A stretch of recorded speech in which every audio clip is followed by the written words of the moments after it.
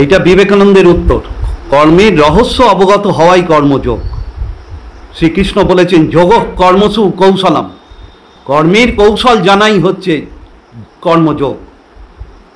কর্মের কৌশল মানে কর্ম কিভাবে করতে হবে। কর্ম আমরা করতে পারি না। কর্ম করে আমরা আসলে শান্তি পেতে চাই, আনন্দ পেতে চাই, অথচ কর্ম ঠিক মতো করতে পারি না বলে দুঃখ যন্ত্রণা, বারবার জন্ম মৃত্যু হচ্ছে। এর জন্যে প্রয়োজন কি, শঙ্করাচার্য সংক্ষেপে বলেছেন দুটো জিনিসের প্রয়োজন। কর্মযোগ হবে, তাহলে আমি করছি এইটা মনে করা চলবে না। যত ভালো কাজই করো মনে করতে হবে ওটা সিচুয়েশানে ভগবান তোমাকে দিয়ে করিয়েছে, এই 1 নম্বর।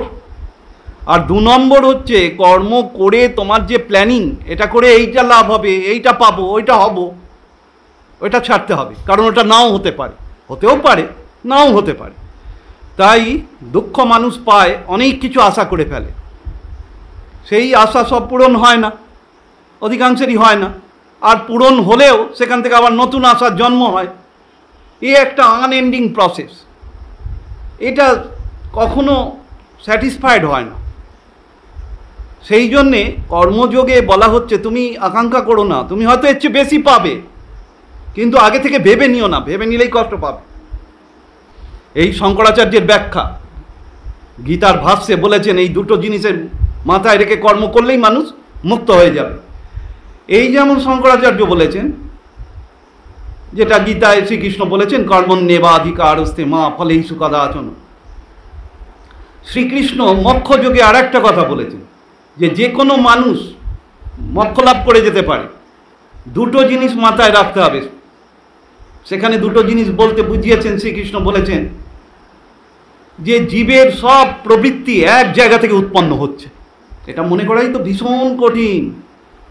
মানে যে যা করছে ভালো মন্দ সব এক ইচ্ছা শক্তির দ্বারা চালিত হচ্ছে। এ কেউ মনে করতে পারবে? অন্যের ক্ষেত্রে যদিও বা পারে, নিজের ক্ষেত্রে পারবে না।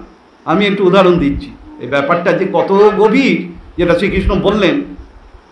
এই রামকৃষ্ণদেব উদাহরণ দিয়েছেন, এক সাধু কোনো এক গ্রামে ভিক্ষা চাইতে গেছে, গিয়ে দেখে সেই গ্রামের জমিদার সেখানে একটা চাষিকে বেত মারছে। সাধু তখন থাকতে পারেনি, সাধু বলেছে এ কি আপনি একে বেত মারছেন কেন? যেই বলা জমিদারের এমন মেজাজ, রেগে গিয়ে সেই সাধুকেই এমন বেত মারলেন, সাধু অজ্ঞান হয়ে পড়ে গেল। এইবার যে মঠেতে উনি থাকেন সেই মঠে খবর গেছে, সেখান থেকে সাধুরা এসেছে, তাকে তুলে নিয়ে গেছে। গিয়ে কেউ জলপটি হাওয়া দিচ্ছে, কেউ পা টিপে দিচ্ছে, কেউ দুধ খাওয়াচ্ছে। যে দুধ খাওয়াচ্ছে সে দেখছে এই অজ্ঞান হয়ে যাওয়া সাধুটা আস্তে আস্তে চোখ মেলছে। বলো তো কে তোমায় দুধ খাওয়াচ্ছে? যে আমায় বেত মেরেছিল সেই আমায় দুধ খাওয়াচ্ছে। এই হচ্ছে এক ইচ্ছা শক্তির দ্বারা সম্পূর্ণ বিপরীত দুটো ঘটনার ব্যাখ্যা। এ কেউ পারবে কি? নিজের একটু কষ্ট হলেই ভগবানের ওপর দোষ, তুমি এটা কি করলে, এটা ঠিক হলো না, ভগবানকে বলছে এটা ঠিক হলো না। আর এরম শুধু যে অশিক্ষিতরা বলে তা নয়, আমার এরম অভিজ্ঞতা আছে। একটা গার্লস স্কুলের, হাই স্কুলের হেডমিস্ট্রেস আমাকে ডেকেছে, তার একমাত্র মেয়ে সুইসাইড করেছে, চুঁচুড়ায়। দেখে বলছে আপনি একটু গীতা টিতা বলুন, এ করুন। সেই ভদ্রমহিলা এবং তার স্বামী দুজনেই বলছে আমরা জানেন মেয়ের ওই সুইসাইড করা, মেয়ে এমএসসি পড়ছিল, খুব ভালো স্টুডেন্টও ছিল, যাই হোক কী কারণে করেছে সেটা আর আমি জানতেও চাইনি, বলেওনি ওরা। তা এখন ও বলতে চাইছে ওরা আমরা এরপর থেকে ঠাকুরের সন্দেহ দিই না, ঠাকুরের পুজোও করি না, ঠাকুরের সব ছবি ফেলে দিয়েছি, এমনকি রামকৃষ্ণদেবের ছবি ছিল সেটাও ফেলে দিয়েছি। এই হচ্ছে আমাদের দশাটা এইরকম। আমরা মানে একটুখানি নিজের কষ্ট হলেই সেটার জন্য ভগবানকে দোষী করি। আমি তখন একটা কথা বললাম, আপনি এত শিক্ষিত, একটা স্কুলের হেডমিস্ট্রেস, আপনার এর করাটা ঠিক হয়নি। আপনি কী নিয়ে থাকবেন তাহলে? কী নিয়ে থাকবেন? আপনার তো যথেষ্ট বয়স হয়েছে, 60-এর কাছাকাছি বয়স ভদ্রমহিলার, মানে রিটায়ারমেন্টের টাইম হয়ে গেছে। আপনি এবার কী নিয়ে থাকবেন তাহলে? এই ঠাকুর দেবদাস সব বিসর্জন দিয়ে দিলেন, আর আপনার স্বামী তো রিটায়ার করেও গেছে, তাহলে এইবার উনিই বা কী নিয়ে থাকবেন? আর দোষটা তো ভগবানের নয়, সে তো আপনার মেয়েকে আপনারাই ট্রেনিং ঠিক মতো দিতে পারেননি। আপনারা ওকে ক্যারিয়ারিস্ট তৈরি করেছিলেন, কিন্তু এটা শেখাননি জীবনের একটা মহত্তর উদ্দেশ্য আছে। জীবনের উদ্দেশ্য মুক্তি লাভ, আর কোনো উদ্দেশ্য নেই জীবনের। কদিন আগে যুগসংখ্যে বেরিয়েছে শরৎচন্দ্রের মৃত্যুর পর তাকে প্ল্যানচেট করেছিল তার দাদা, দাদা না ভাই, হ্যাঁ, দাদা কোথায় আছো কি হয়েছে। শরৎচন্দ্র বলছেন জীবনটাই ব্যর্থ হয়ে গেল, বুঝলে।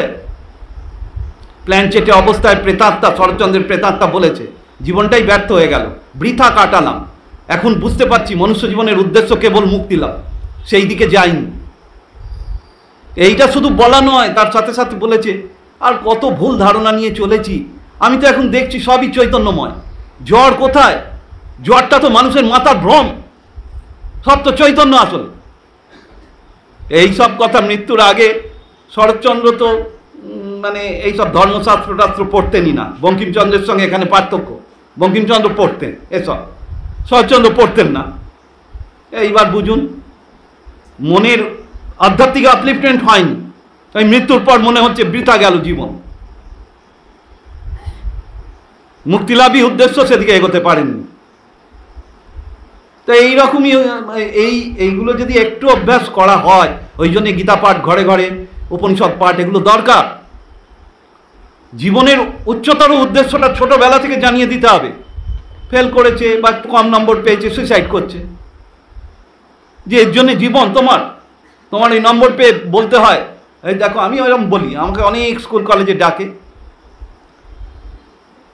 এই তো কদিন আগেই গেলাম পান্ডুয়ার একটা স্কুলে, আবার কবে আসবেন জিজ্ঞেস করছে। এই স্কুলগুলোতে গিয়ে আমি এইগুলো বলি, তোমরা কি মনে করছো ডাক্তার হয় জীবনের লক্ষ্য? একদম ভুল, এটা জেনে রাখো। আর হেডমাস্টার মশাই এত ভালো ওই স্কুলটার, মানে আমার এই কথাগুলো অত্যন্ত পছন্দ করেন তিনি, আর বলেন আপনি বারবার আসুন, তো মাঝে মাঝেই আসুন। আমি বললাম দেখো, আমার এরকম জানা আছে, তোমরা শুনে রাখো। তোমরা তো ভাবছো ডাক্তার ইঞ্জিনিয়ার হলেই সব হয়ে যাবে, জীবনের সব কিছু পেয়ে যাবে, শুনে রাখো। একজন চুঁচুড়োর ডাক্তার, নাম করা, তিনি অর্থোপেডিক ছিলেন, এখন তিনি সুইসাইড করলেন কদিন আগে, কয়েক বছর আগে তিনি সুইসাইড করেছেন। বলো তো কেন সুইসাইড করলেন? তিনি তো সব পেয়েছেন, চুঁচুড়ো শহরে বিরাট বাড়ি গাড়ি, লক্ষ লক্ষ টাকা ইনকাম, মানে এই ডিস্ট্রিক্টের সবচেয়ে নাম করা অর্থোপেডিক ছিলেন, তার এইরকম দশা কেন? সুইসাইড করতে হলো কেন? কিসের অভাব হয়েছে তার? কারণ এইগুলো চিন্তা করতে শিখতে হবে তোমাদের। শুধু এই সব মিডিয়ার পাল্লায় পড়ো না, এরা সব নিজেরাও মূর্খ এক একটা, আর তোমাদের ভুল পথে।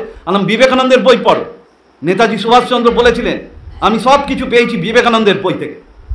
বিবেকানন্দ 9-10 বলছে পড়ি যখন, তখনই বিবেকানন্দের বই হাতে এলো, ব্যাস বুঝলাম, যা চাইছিলাম তা পেয়ে গেলাম, সব কিছু পেয়েছি। নিজের জীবনকে তৈরি করা, সমাজকে তৈরি করা, জাতিকে তৈরি করা, মানব জাতিকে তৈরি করা, সব কিছু পেয়ে গেছি ওই একটা বই থেকে, বিবেকানন্দের রচনাবলী। তোমরা বিবেকানন্দের রচনাবলী পড়ো না। নেতাজি গালাগাল দিয়েছেন 34 সালে একটা বক্তৃতা, সেখানে কলকাতায় বক্তৃতাটা নেতাজির, বলছেন এখনকার স্টুডেন্টদের কি অবস্থা হয়েছে। আমরা তো ছোটবেলায় বিবেকানন্দের বই পড়তাম, রামকৃষ্ণদেবের বই পড়তাম, আর এই সব শুধু নাটক নভেল, সব খারাপ খারাপ নাটক নভেল গল্প পড়ে কাটাচ্ছে ইয়ং ছেলেরা। ওই জন্যে তাদের ত্যাগের ভাব জাগছে না, দেশের জন্য কিছু করা, নিজের জীবনটাকে উন্নত করা, এসব করতে পারছে না। নেতাজির ওই বক্তব্যটা জানা দরকার প্রত্যেকের।